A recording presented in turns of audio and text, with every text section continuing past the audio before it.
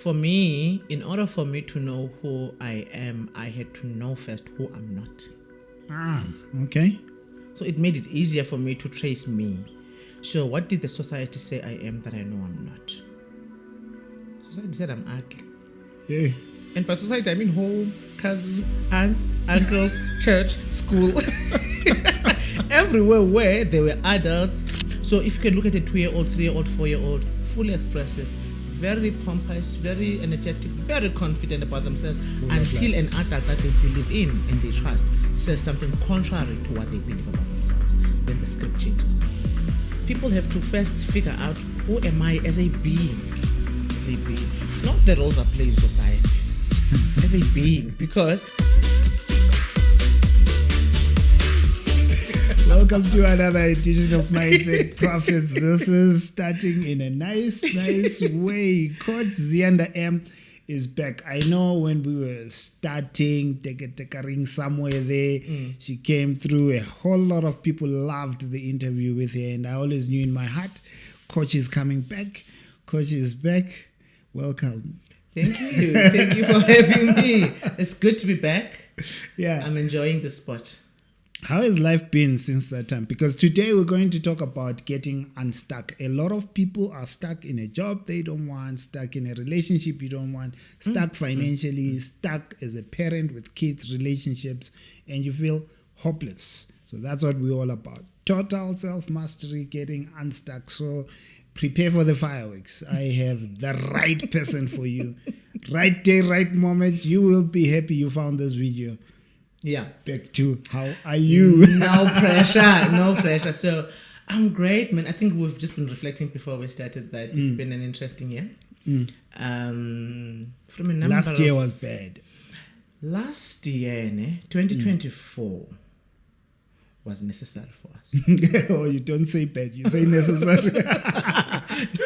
I must mind my language. Okay. It was necessary because had we not done the crawling and the walking and the falling, And I watch don't necessarily the think we'd economy be here. tanking. Absolutely. I truthfully don't think I would be here. So if I look at myself, 2024, I had to deep dive my psychological wounds in 2024. What does that mean? That sounds so deep.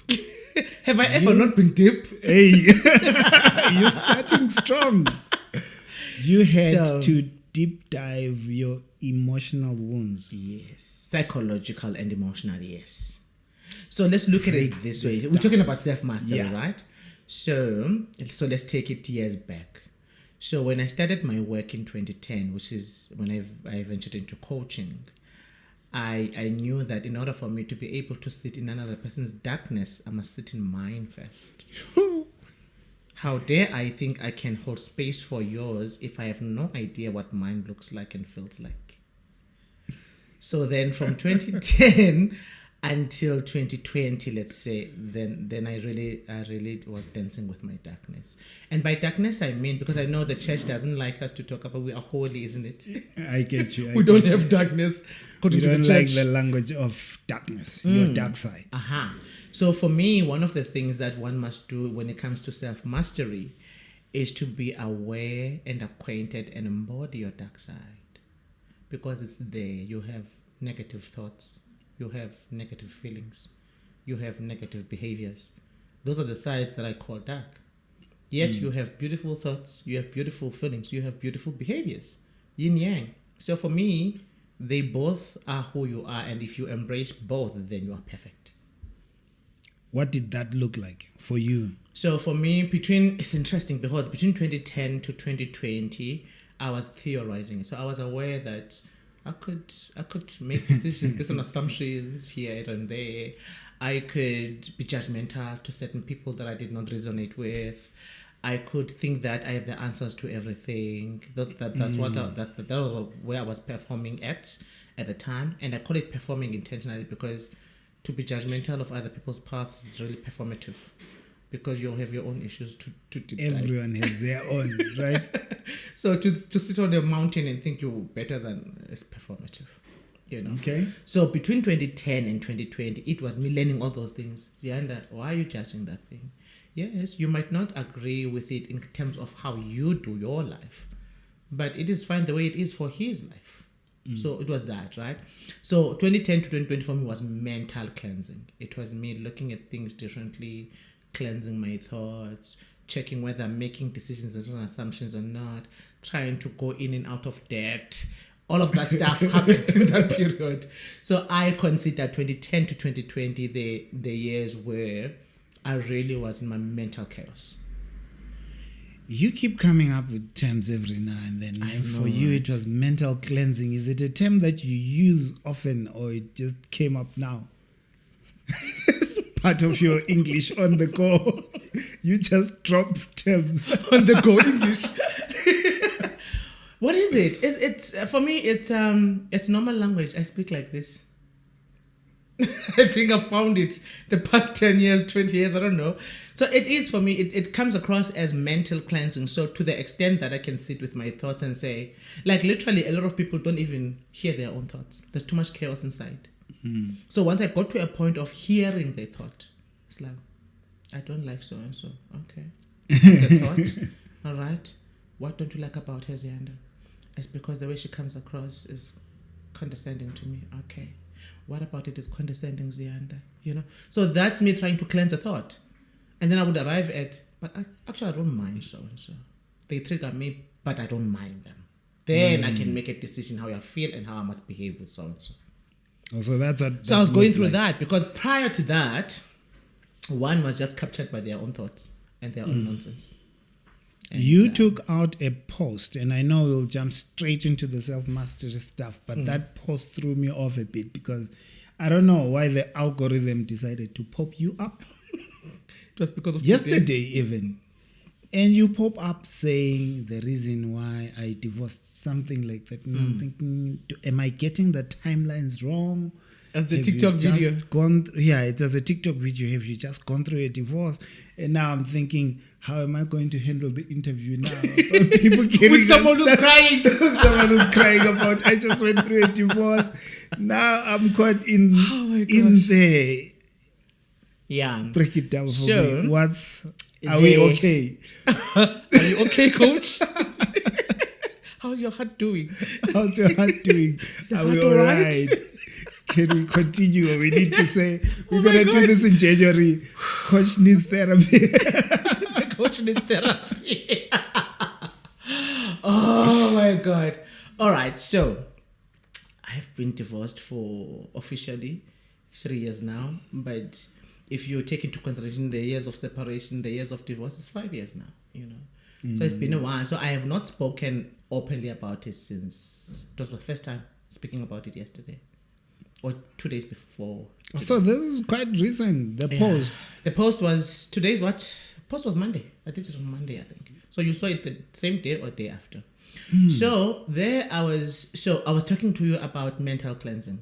Yeah. 2010 to 2020, right? Because it connects with this.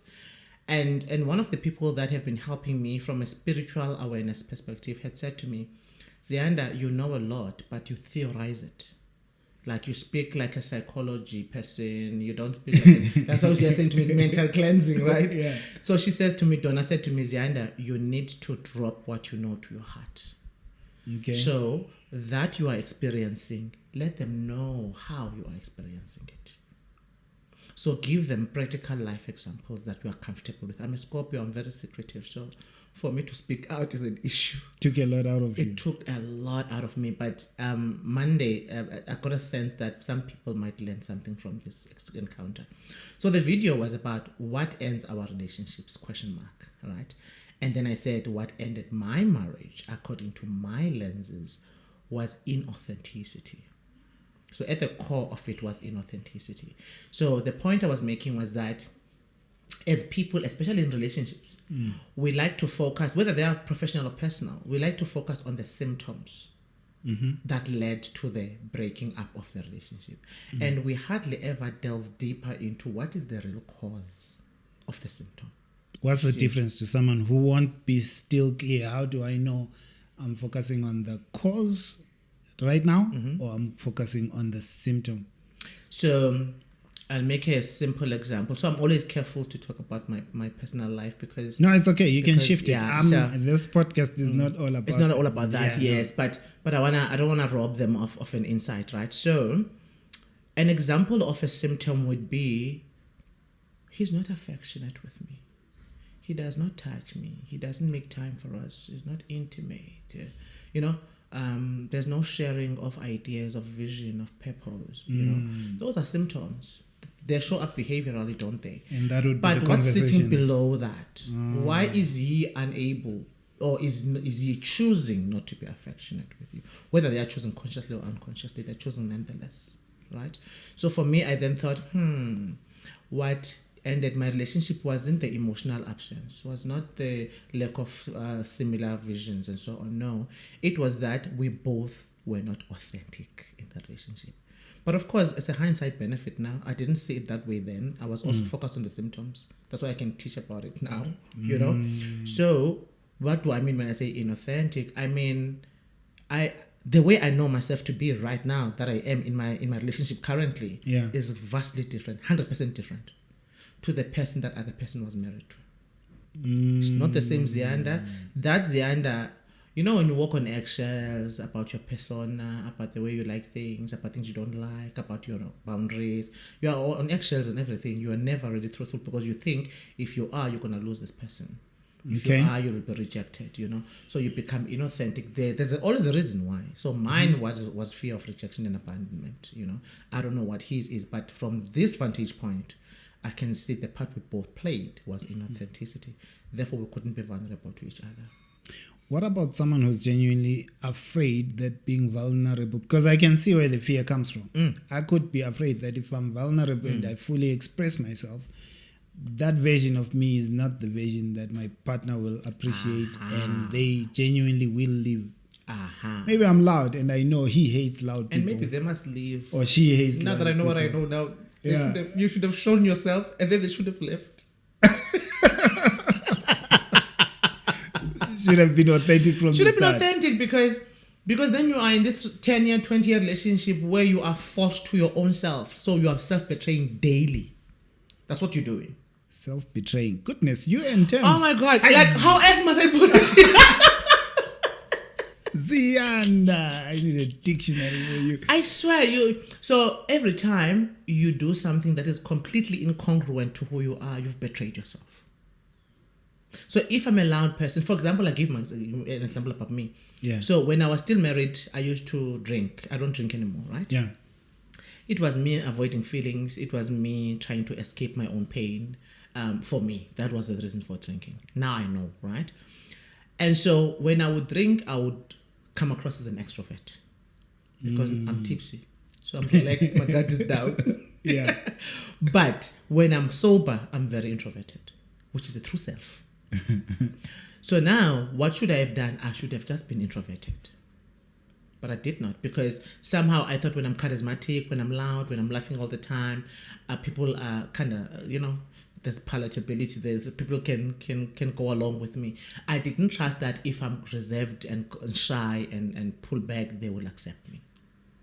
Because I too was not accepting myself like that. I too was thinking I was extroverted. Meanwhile, extroversion was a tool I used for acceptance. Goodness. Let's get to the topic of Are we not already in it? You will throw me places all over the place. Why do you think a lot of people are stuck and helpless and hopeless? Feeling helpless, feeling hopeless. Stuck in the relationship that they don't want, stuck financially, things are not working, stuck in a job they don't want, or sometimes it's even in a business. In a business it's not working, it's crucifying you. You know that it's crushing the life out of you, but you're just stuck. You feel like there's nothing literally that I can do. So the theme is darkness. Yeah. And so for me, even if you were to say to me, Z, I'm stuck, why am I stuck? Then I would say, Coach T, who's home? Who's home first? Who's inside you? Who's home? Because I also have had time in my life where I felt stuck. I was in corporate. I was doing well. I was an HR practitioner. I was doing well as far as I was concerned. I was earning the salary every month. I was getting the bonuses. I was getting promoted from time to time. Clients seemed to like me, you know. So in that sense, I was doing well, but there was a huge void. I still was feeling stuck. I was feeling like this is not where I'm supposed to be. And in order for me to know where I'm supposed to be, I must first know who I am. Who's inside here? Who's home? That's what you mean. Yeah. Who's home? Then I had to say, okay, in order for me to know where to go, I must first figure out who is Ziyanda, not the performing one. Not the one who wants to be liked by clients, liked by colleagues, liked by a manager, pretending her way through in-laws and not that one. The real one, the truthful one. And so once you start to figure out who you truly are, when no one else is watching and you love that and you work on that, then the path for that individual starts to carve itself. Doesn't make sense. It's as though that created you is still looking for the original spec and it's nowhere to be found because you are being performative. You've been performing so much, you've lost sight of who you are, the essence of who you are. Yeah. But don't you think too many people are already there? They have lost it. They don't know how to define who am I. Yeah. So therefore, if you don't know the essence of who you are, then what must be given to you? Like, in what package? Which address?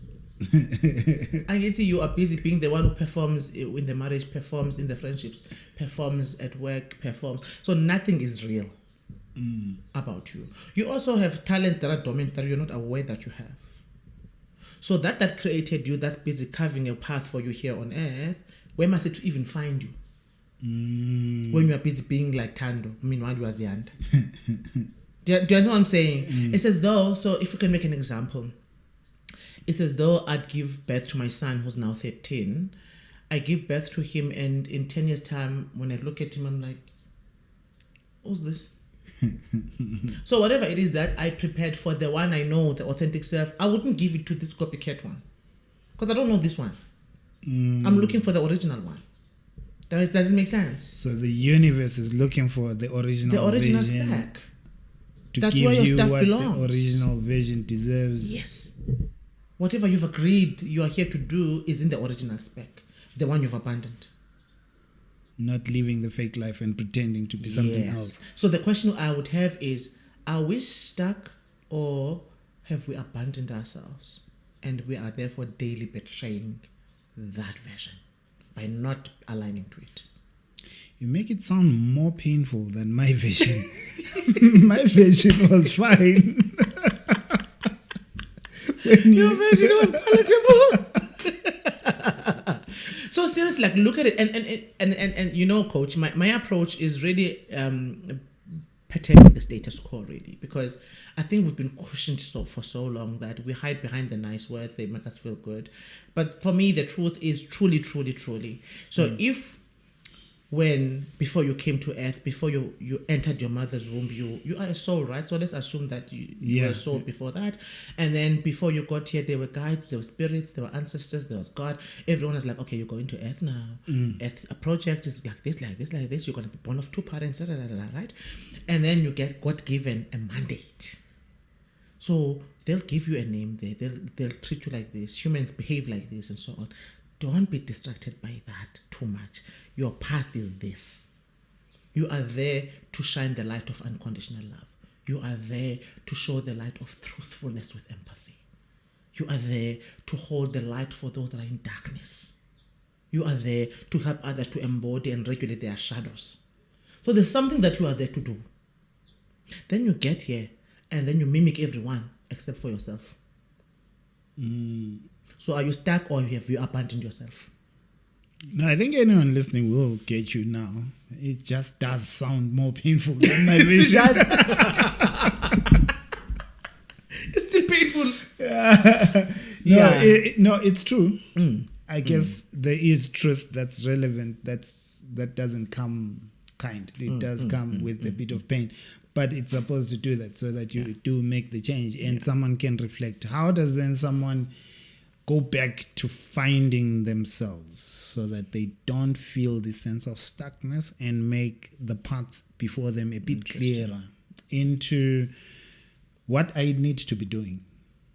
So for me, it's an interesting question, yes, because for me, in order for me to know who I am, I had to know first who I'm not. Okay. So it made it easier for me to trace me. So what did the society say I am that I know I'm not? Society said I'm ugly. Yeah. And by society, I mean home, cousins, aunts, uncles, church, school. Everywhere where there were adults that were overseeing you as a youngster. That's your society. That's your world, you know? So for me, they said you are ugly, you're too talkative. That's why then this talkativeness, you're too loud and whatever, you know? So this thing of me being misunderstood, your voice is ugly, then you keep quiet more, you know? You're stupid. You can't do maths. Then you get into that bubble of stupidity. Avoid numbers, you know, and then over time you are abandoned by your own mother. That's in my case, neglected by my own mother. You know, this thing of I love my son more than the daughter. That thing is lethal for family structures, for unconditional love within the home. When you favor the other more than the other. And when you expect children to be the same. So can you see what I'm drawing here is that what dismantles you is your home. An environment. Yes. And the environment within which you grew up in. If you can go back, most of my clients will tell me the first person that gave me negative affirmation was my mother or my father or my brother or my sister. And I still remember it to this day. But in the words of Ziyanda. Yes. What dismantles you. Yes. That's your English. But isn't it yours? Dismantles you. Pulls you apart. I love how you make fun of the way you speak. I've never looked at it like that. So seriously, so if you can look at it like that, then you are able to say, it is my aunt who said I'm ugly. Then they used to agree. And then it used to be my sister that said my voice is ugly. Okay. So what do I say to me now? That's where we start. You start by figuring out what makes you who you are now. What about who you are now is true or false? And if it is not said to you by you or wasn't originally said to you by you, then it becomes false. So if you can look at a 2-year-old, 3-year-old, 4-year-old, fully expressive, very pompous, very energetic, very confident about themselves, until an adult that they believe in and they trust says something contrary to what they believe about themselves, then the script changes. And for some, forever. For some, forever. And what makes us then change the script forever sometimes is, even though it was my mom who said I'm ugly or my father who said my voice is ugly, they are no longer saying it. Fact is, they are no longer saying it. And maybe they were saying it at the time from a place of being hurt themselves. So it was very unconscious on their part. But the truth of the matter is my mother, as she sits where she sits now, has not said I'm ugly. So why am I repeating it to myself in my own voice? Because when I repeat it in my own voice, it's believable. Can you see that? Especially the more you keep replaying that script. Yes. Then that's where we then say, in terms of self-mastery, go look yourself in the mirror. Haven't you seen people that are so pretty and so well put together that they don't believe it? Too many. Or they have a beautiful body, but they think they're fat. Or the other way around, you know? So therefore you have to go to the mirror and look yourself in the eyes and say, what is true about my voice being ugly? And then you project the voice. Like literally audit yourself.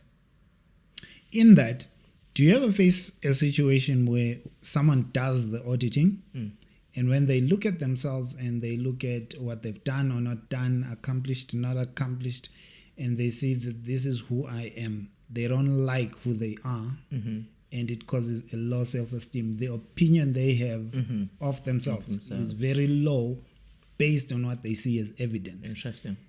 Interesting. I don't believe I'm worthy because of 1, 2, 3 that I can trace. I failed here, I failed there, rejected here, tried that, didn't work, tried that, never worked.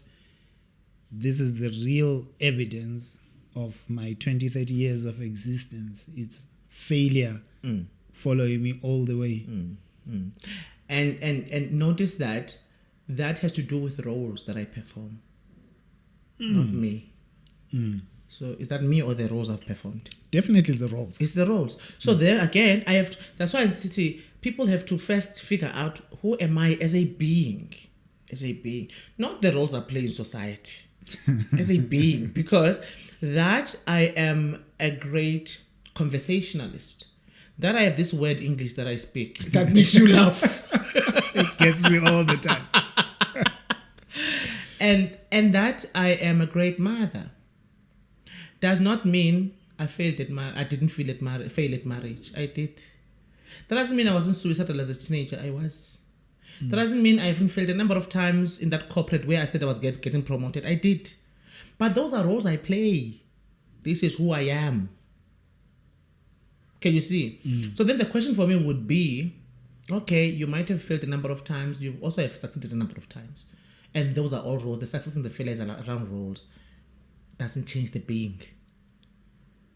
Can you see the difference? I see the difference. I still have a beautiful aura that makes you feel comfortable when you're around me. That doesn't change because I've divorced.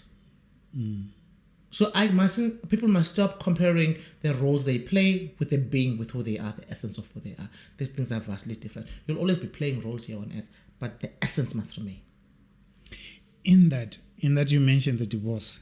How did you process it to get to this level of health and happiness and just the joy that you spread? Because you're always happy. I don't know about other. Every time I see you, social media, in person, you're always dancing on my own. Yeah, dancing on your own every day.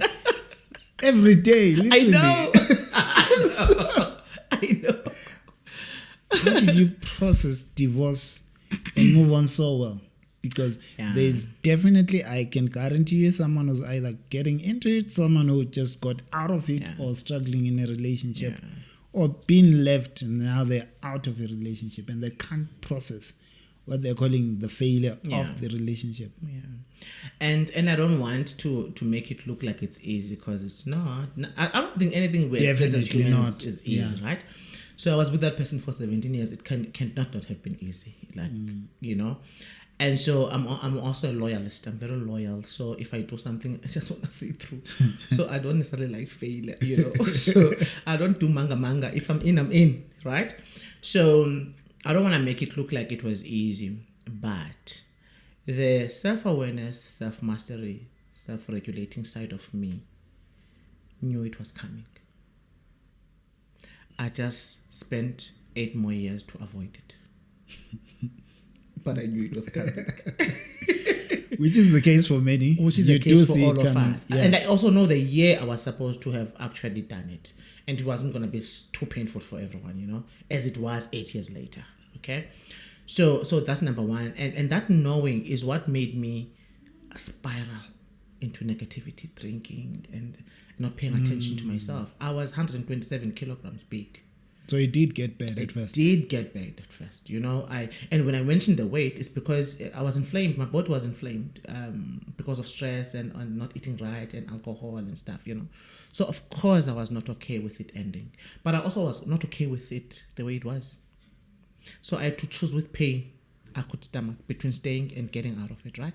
So that's number one. Number two, what has helped me, I swear to you, was to be honest to me about their relationship, not to sugarcoat things. When we blame externally all the time, we never learn the lessons we're supposed to learn. So in psychology, we say internal locus of control. Look at the part you've played in the outcome that you are experiencing first, before you can then want to hold the other one accountable, right? So when I realized, so I went back in my mind, I was like, okay, how did we meet? As dating now. Now, this is me trying to say I'm getting out of here. This is the mental cleansing. Yes. See, I've got your English. This is 2020 now. This is me saying, okay, Ziyanda, you should have done it in 2012, by the way. Okay. All the things that you should have done it for were there. All right, Ziyanda. Sure. And there's nothing wrong or right about him or me. Sometimes we are just a mismatch. So Oprah spoke about this thing with TD Jakes, where she said, there are people who are gallon people. There are people who are bind people, you know? Okay. And I regard myself as a gallon person. So I give in voluminous ways. Okay. Whatever it is that I'm giving, whether it's love or love gestures or whatever the case is. And someone else can only give you that much. when I was in a gallon. But shame, they are full capacity, but my pint. They don't Now, give if a pint can lot, never- but they are yes. giving out of everything they can give. Yes. So when about depleted, but this to a gallon is nothing. So sometimes you have to look at the mismatch to say, I didn't match myself correctly. We didn't match ourselves correctly. Then I looked back and I said, yes, I didn't match myself correctly. What was the reason? So I went back and I said, okay, I was saved. I was a Christian. I was a charismatic church. I was saved. I was told that if I date is a sin. Then I wanted sex, but I couldn't have it because I'm not married. Right? So these are the kind Driving of forces. Yes, driving forces towards this thing. Then I looked at him, same context. Goes to Sabbath on Sabbath Seventh-day day. Adventist. He must be appointed as a leader of the church here. You can't be appointed without a wife. Now I then said, these conditioning institutions, church in this context, They were different. yes, they were different, but they were forcing us towards the same thing. Forcing, directing, redirecting, whatever you can call it. Get married quick. Yes. So therefore, we married for church. At least from my lenses. Yes, we loved each other. We should have just dated. We didn't have to marry. But there was these two contexts that were not allowing just free dating. It had to be called something. So we then converged to calling it something. Fine. That was fine. But then within the relation, within the 5 years, we realized, this is not it. Let's not make sure. Different perspectives, different worldview. That's what I'm talking about in that video. You have someone who is aligning to their purpose. Another one is like, I'm fine the way I am. And they're fine. And you are also fine who's growing. You are also fine. You evolve, they're stagnant. It's fine. But someone else is leaving the other one out of the context. The other one is getting out, the other one is standing still. Literally and figuratively. So now when you look at those things, then you realize, we didn't marry for the right reasons. You see? So for me, when I started to have that conversation with myself to say, then Ziyanda, what happened? How did you meet him? What was the context of his life when you met him? What was yours? I was desperate for a relationship. He was getting out of a relationship that harmed him. I was a rebound that lasted longer than it should have. So I looked at all of those things, but then I said, okay, fine. In those years of marriage, what was beautiful about it? I've got a beautiful son. There were good times, there were bad times. What did I learn? There's a lot of lessons that came out of there. But I was very clear, this is not mine to have. 17 years later with being with a person and you really are not converging, seriously, it's not supposed to be. Neither one is wrong nor right. It just is. Can't it be sometimes down to a lack of counsel or someone who's supporting the couple to say, you guys are mismatching because you don't know better. This is how marriage can be done. Yeah. And with a bit of help, they fix things. You see, in order for you to allow help, you have to have a partner that's open to the idea that they need help. True. So if one is open to help, which is the evolving one, the other one is not, because they're fine the way they are, you're not going to get the help. Even if you do, one is going to perform, one is going to be truthful. It's not going to work. So I saw a picture recently where in this picture they were showing us an eraser and a lead pencil. A pencil, right? And then what is this thing? A sharpener. Sharpener. So a pencil must be sharpened by a sharpener. A pencil might be eraser. So each person must go to their pencil. That's where you're going with this. Don't force feed this thing when you can see that it really isn't. So there are people that are just mismatched because they're still figuring each other out. That should happen. We've got different backgrounds. You have to learn each other. You have to grow together. But you can actually see you are going the same direction. You can see your worldview, your visions, your purpose. Kind of there's an alignment there. So for me, I came out of my marriage and I realized that they lied to me, at least in my context, in my way of thinking, when they said opposites attract. I don't want no opposite of mine. I want a similar person to me. I want similarities now. You don't Because do opposites no, anymore. I don't do opposites. So I want someone whose mental worldview, way of looking at life, pursuing life, grinding, the reasons for doing that, parenting, the way they evolve, they transform themselves, or continuously learning. I want someone who's there, because if I don't, then I'm gonna bind to a gallon again. I used to be like that. I think in talking to so many clients and business people and stuff, I've seen though a lot of what I would think are mismatches, and man, they make it work. Let me tell you, when we're talking about mismatching, I'm not talking about physical appearance. Not even physical. We have this thing of us, they look good together. I don't care about that thing. Tall enough, short enough. I don't care about that thing. Yeah. Really, in the way of thinking, feeling, doing, perceiving, in the way they kind of synthesize their world. They figure each other out. They can get along. If they don't get along, they are good at conflict resolution. So that for me, it matters. Especially at the age we're at, it matters. Okay. Good stuff. Let's talk to someone who's coming out of, let's say, a broken relationship or a failure, but they are so scarred, they have lost self-esteem. They have self-esteem, low confidence because of I came out of the marriage. In your case, you said when you came out, you even got obese a bit. Yeah, I lost self-confidence myself. Because, so you get the context. Yeah, I do. So for me, that thing of saying, what was my part to play? My part to play was I was also not authentic. Okay. My part to play was I was a people pleaser. People pleasing is manipulative. So you give a lot so that you can transact acceptance and love, right? So I did that and I called it love. I didn't know that was people pleasing until after. So that was another contributing factor, because if you are always doing, you're not allowing the other person space to do. So if they are a male, then you are emasculating them, because you're not allowing them space to do. And men are built for that, for the doing. So that was the part I've played. So if you are hurting because you're going through a divorce or a breakup, first trace what was your contribution, and once you figure out what did you do that contributed to the outcome, then you can say, where am I forgiving myself? Then I forgive myself for people pleasing. Should have allowed them space to also do stuff. Then I forgive myself for not acting at the year that I knew that this was a mismatch. Then I forgive myself for convincing myself that in order for me to have a relationship, I needed to marry. So can you see? I trace it back to, then I'm trying to align Ziyanda to Ziyanda again, because she lost herself in the relationship. So she's piecing herself back again. Because self-esteem, self-confidence is something from within you. So for you to put it together, you gotta work with your inner person, right? So I did that. Then I also allowed myself to fall apart. So for me, I do not avoid now emotions. So I allowed myself to fall apart, to drink, to be nonsensical, to be stupid, to take decisions that end up harming me again, because I didn't learn the lessons I needed to learn yet. And so I needed to go through life so I could learn what I needed to learn. Once I was done with the pain and misery and the broken pieces, then I was like, okay, Ziyanda, dating casually is not your thing. Ziyanda, dating someone with someone else is not your thing. You don't like being hidden. It just it's not gonna work. Ziyanda, your heart loves loving.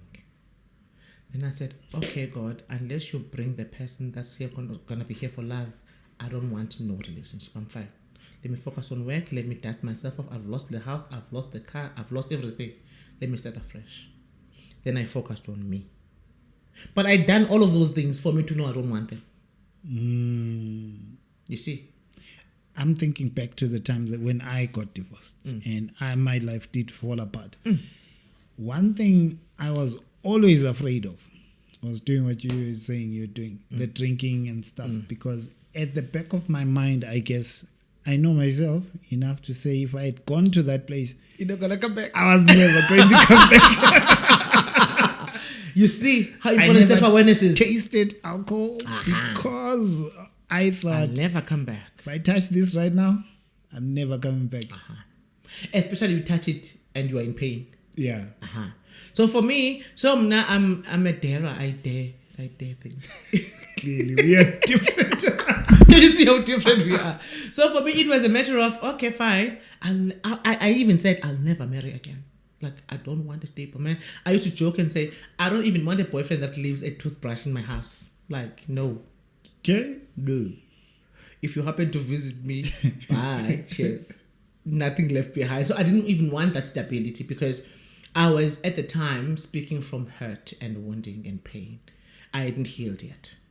But when I allowed myself to cry every day, when I allowed myself to be angry, when I allowed myself to tell the truth, at least to me, about the things I've lost, why I've lost them, what was my part to play, what was his part to play, angry at him, feeling betrayed. When I allowed all of those emotions, whatever they wanted to do, they did it, you know? Only when I was done with the crying, you cry to a point where you can't anymore. And then we have a son here that needs a mother. You're not going to be crying all the time. So then I realized, Ziyanda, you cannot wallow in misery and victimhood and pity. You contributed to this outcome that we're experiencing. There are a lot of things you overlooked that you should not have overlooked. Then I held myself accountable. Then I said, okay, fine. Take it by the chin. You contributed to it. That was the beginning of me strengthening my self-esteem. When I take responsibility as an adult of the things I have done. Then I was able to say to him, but you've done this to me. And he can deny, he can agree, it doesn't matter. Now I'm processing my anger and my sense of betrayal and resentment. Even that cannot last for 10 years. Then that's it. I've ventilated myself. That's it. I've told myself where to get off. I've told you where to get off. Done, Ziyanda. Victimhood, close. Now what? Then I was like, okay, the business is falling apart. My son is looking up to me for survival. I'm looking up to... There's no one fetching me. I've never had a family member who looks after me. You know? So I had to go back and say, Ziyanda, stand up now. So whether I was still doing the savannah, but work had to be done. Or savannah this side. Savannah this side, laptop this side. Until I got to a point, that's why I was saying then, 2024 then was... So remember, 2010 to 2020 is mental processing, right? 2020 to 2022 is emotional wounding, the healing thereof, right? Which also attaches to psychological side of you, the way you think, the way you process the world, the way you feel about the world, the way you behave and so on, right? So then I then said, okay, fine. Now I don't want the alcohol. Now there's something else that I think I could explore. So the Ziyanda up until 2022 cannot go any further. She takes me nowhere. She has friends where we sit for hours on end talking nonsense. Like, it's boring. Like, it cannot go any further. But then I then had to say, then who is she? That's where the who am I came in. Who is she then? If she's not the one who drinks, who's loud, who's wasting money, who's drinking alcohol, who's still hurting from a past marriage, who feels rejected, abandoned by other people, who feels unloved by her family. If she's letting go of all of that, now who must become? Then I said, only when I'm sober will I realize who must become. Then I had to be sober for that reason. So my why was stronger. Then I put down the alcohol. Then I wanted to know me. That's why I then say, are we stuck or are we lost at the essence is not there? You don't know Who's who you inside? are. Yes. Because I'm not the traumas that I've experienced. I'm not the abandonment, the neglect, the rejection. I'm not that. Those are situations I've endured in life, but that's not me. So if I'm saying that's not me, then who am I? And that's an important question to answer. Yes. So then when I started to be sober and to look at things as they are and stop being performative. And if people leave me, it's fine. If they come, it's fine. Then when I started to do that, then I started to realize, she's unconditional love.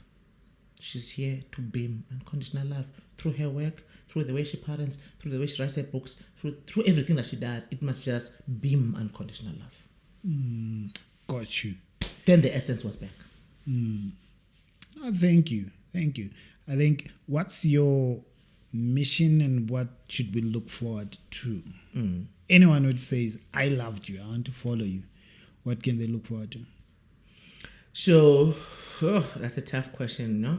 At least I got you for a change. So, for me, what you would look forward to when you interact with me is someone who mirrors you all the time. I just hold a mirror. Whether I'm asking you a question, whether I'm making a statement, it oftentimes has nothing to do with me. I'm sending a mirror to you to say, could I be one of that or not? And so once you see yourself in the mirror, most even in your mirror at home, there are things that you're like, I need to fix this, Yeah. change that. Yes. Or I love this about myself. So either you affirm yourself or you evolve, because I'll hold the mirror, and that's all you can get from me. In the book? Yes, like so.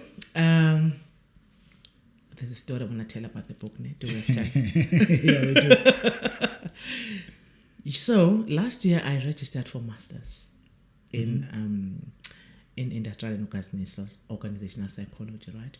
And my topic was going to be about ontological coaching and how it helps leaders to be authentic, to make best decisions, and therefore improve performance, right? Okay. And so I enrolled for this. I'm talking about the essence. Yeah. Once you know your essence, you'll never feel stuck again, you know? And admitted, took my topic, no problem. I believe a lot in talking to the universe, God. Like, dude, I will go in the right direction. I never want to shoot in the dark anymore. It wastes my time, you know? So I don't think I got an answer, but my ego answered me, I do it. You're going to be great at it and so on. You're going to wear the gown, you know. So I think I've been seeing people wearing gowns on social media, so I felt left out. Maybe I wanted to wear a gown again. And by April, pay the fees, everything. Let me tell you, they assigned me a supervisor June, July, August, September, right? I've got a supervisor. June, July, August, September, we're arguing about my topic. I have not touched the research proposal. That I must go present in November and fight for. Then in this back and forth, my inner voice keeps on saying, why are you doing this, masters? What is your why? Then I realized I couldn't answer this question immediately. Then I was like, damn, I could be performing. Cleansing the thoughts. Then I said, why am I doing it? Why am I asking a question whose answer I already know? I've been doing this coaching in this way for 10 years now, but I'm asking the same question of the outcomes I see daily. So, Ziyanda, you want to answer this question for maybe 10 people who are going to read this thesis for correcting it, not for taking in the lessons and implementing them, right? So do you want that, or do you want the world to know how to be authentic and make best decisions and drive high performance in that way in organizational context using ontology? What do you want? The thesis or the world change? It becomes easy when you put it that way. And as I was doing my research review, trying to write this research proposal, then I realized I could do the same research and write a book instead. Not a thesis. Does it make sense? That's how the book came about. That's how the book came about. So I said, defer, I'm writing a book instead. So the book is going to come out in December. And really it's about showing the power of being, you know, showing the power. And when we say ontology, we mean we care about the language you use. You know, when people were in coaching, they'll say, but what does it mean in Xhosa? What does it mean in my language? Yeah. You know, so you have to pay attention to those nuances in ontology, because it means they are deriving meaning, better meaning of what they want to say in their mother tongue. You have to consider that. You have to consider the nonverbal cues when they speak. You have to consider when they start to sweat when you ask something. You have to consider their eye contact going all over the place when you start to ask direct questions. So ontology says, I look at all of you. You have to consider where they come from, how they grew up, and as such, why they lead the way they lead. You have to consider what the essence of, or rather the anatomy of their anger and impatience comes from. And you have to help them unlock themselves from that. So ontology is about the being. So I thought, then the book is for the world, not just for some UNISA professors to market. Now you're even exposing the institution you registered in. Oh, well, remember, I don't perform. I don't perform. But what's wrong with it? No. It's They'll buy it. There's nothing that you're saying they did wrong, right? No, nothing wrong. That's all Nothing good. wrong. Close it off by speaking to this one thing, because you're in ontology, you will appreciate the power of your state. Just the power of your state, because you guys in ontology talk about your state influences how you behave, your state at any point in time, because a lot of people don't really understand the power that their state has at any point in time. And I'm assuming by state you mean context. So when I walk into a room, I am a state, I am a context. And so for I have to be cognizant of, it's a powerful one, right? So we all have to be cognizant of the context that we are and how this context influences this one. Yeah. And even the room itself. Mm-hmm. But then, Coach T, we have to go back to the essence of the being. So if there's no one at home, right? I don't know who I am. I don't know who I'm not. I don't know what I stand for. I don't know why I'm here on earth. I haven't figured out what path to take yet. I'm confused. I'm still following others instead of leading in my path. So I might not know that I'm in context. And not be aware of how I'm influencing others in the room. Absolutely. So there are people who are very influential in their group of friends, but they are very asleep to that. And I've seen people who you find that them as a state, as a context, is not utilized fully. They could actually develop a program now, a product now, and the entire friend group would buy it. But because they are very asleep to the context that they are, the state that they are asleep to that. Again, because there's no one at home. You are there to wake them up. Absolutely. Thank you. Now you understand why I call myself that. The mindset betters. Should have said Thank it you for in having the me. intro. Did you tell me last time? I've forgotten. Did you tell me why you call yourself the mindset betters? It was a marketer and I think I liked it. It's like people are like, I'm a badass, you know. So people will be doing that in terms of how they look, their body, the clothes they wear. For me, it's from a mindset perspective. I love the mind. The mind isn't tricking for me. All right. We'll be waiting for the book. Yeah. Keep us posted. Thank you for hanging with us till this time. I hope this was valuable. I know it was for a lot of people. So thank you. See you in the next episode.